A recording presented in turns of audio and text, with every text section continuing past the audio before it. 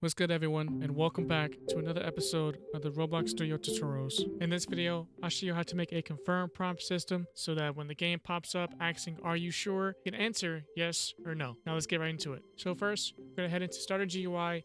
We're gonna create a new screen GUI and make a new frame.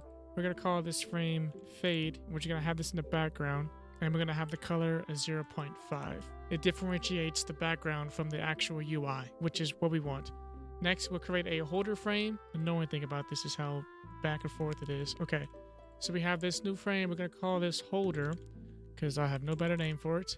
And after we create the holder, we need a header here, we need a question, and we need the two buttons, yes and no. So I'll go ahead and mock those up quickly and come right back to you. Alrighty, I've created the holder frame. I've added the header label. I've added the question, and I've added the two buttons, yes and no. Now let's move on to the scripting of it. So let's go ahead and make a new script and start a GUI. Let's name this prompt test. Now that we have the script created, we can go ahead and erase this print hello world because we won't need it. And we're gonna lay out a couple of variables here. So I know for sure that we will need replicated storage. So we can do RPS equals game get service replicated storage.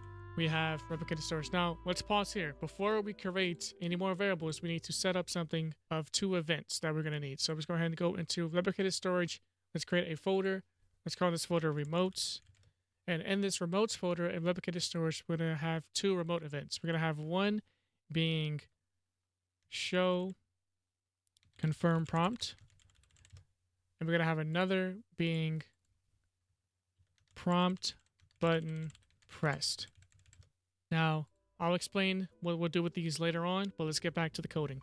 So within this prompt test script, we're going to call those two remote events variables in this script. So let's go ahead and do that currently. All right, so we have these two remote events called up in this script. We have them listed as variables. We have the remotes folder, and we have the two events. And then we'll go ahead and create the functionality behind the show confirm prompt in the prompt button press. But before we do that, we need to again head out of the script and go into server script service and create a new script. We're going to call this confirm prompt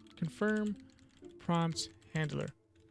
And this is where we'll actually create the functionality for these remote events that we created earlier. So let's go ahead and get out all the variables that we're going to need. And I'm going to write these in real quick. So 1 second. So pretty much same as last time, we brought in all the variables that we're going to need, like the remotes folder and these two events, but also we added this player prompts.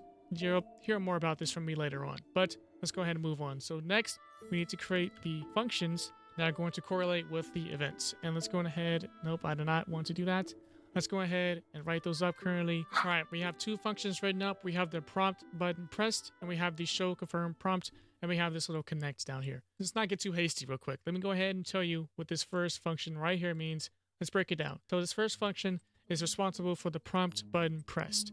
So when this function is pressed, we disconnect the player prompts. We'll learn more about that in this script. In this, we let the player know that from the server to the client that this player has pressed the button on this confirm prompt, and we kind of send the answer from the server to the client, pretty much. And this tweening here, it's tweening it out here. Enum direction.out. Pretty much that's what this function is doing. It's taking the answer and it's sending it to the client, and it's resetting everything and making sure that this all can function again.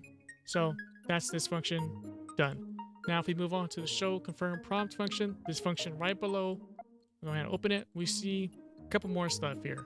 We see this right here. This just checks if the player is part of the array, and it also checks if the confirm prompt is currently active. If it's not active, meaning that there's no confirm prompt on that player's screen, then we continue with this function. And here we go ahead and reset the player's holder frame position. When we tween the holder frame out, we're pretty much tweening it in this time. So go ahead and resetting it. We're resetting it off the screen, and we're tweening it onto the screen. And we go ahead and connect a new function with the yes button and the no button. And when we call this function the prompt button pressed, we disconnect those functions that we just made in this first script. So that's what this functionality was doing here. Hopefully that explains what these two functions do. Now we actually have to implement the functionality on the client. Let's go back out of this. Now we need to go back into prompt test and implement the functionality needed to actually get this operating, because we have 50% of the work done. All right, so now you see some more functionality, some added functionality here. you see the show confirm prompt that we was talking about, but now the client side of it. So we have these parameters, we have the prompt ID, we have the header, we have the question, and we have the duration. The duration specifies how long it would take for the tween. So a second, it would take a second for the confirm prompt to have a little animation on the screen. And that's pretty much what that does. The header is what pops up here, and the question is what pops up here. Hopefully that makes sense. Now, I think that pretty much explains show confirm prompts. Now we move on to prompt button pressed, the on client event. When we call this function, when we call this event from the server, as we talked about earlier, we run this code here. And the only thing that you really need to worry about is pretty much this and this. So when I'm talking about prompt ID, I mean some sort of ID to help let the player know which prompt is currently on screen, because you may have prompts with the same header or the same question, but you may want to have them do different things. Or you know how Roblox does asset IDs? Not every asset ID is the same. That's pretty much what I'm talking about when I'm talking about prompt IDs. It's a similar system to that. Also, real quick, make sure to go into the confirm prompt GUI properties, click on ignore GUI inset and disable it, and you should be it. Boom. There we go. It all works perfectly. That pretty much wraps up this video. If you have any more questions or want me to explain any more of what I'm talking about here, or you don't understand anything, comment down below your questions and I'll try my best to answer them. And there'll be a link in the description to the actual model. So if you want to use this in the game yourself, feel free to click on the link in the description and add it to your game. So hopefully this was helpful. Thanks for watching.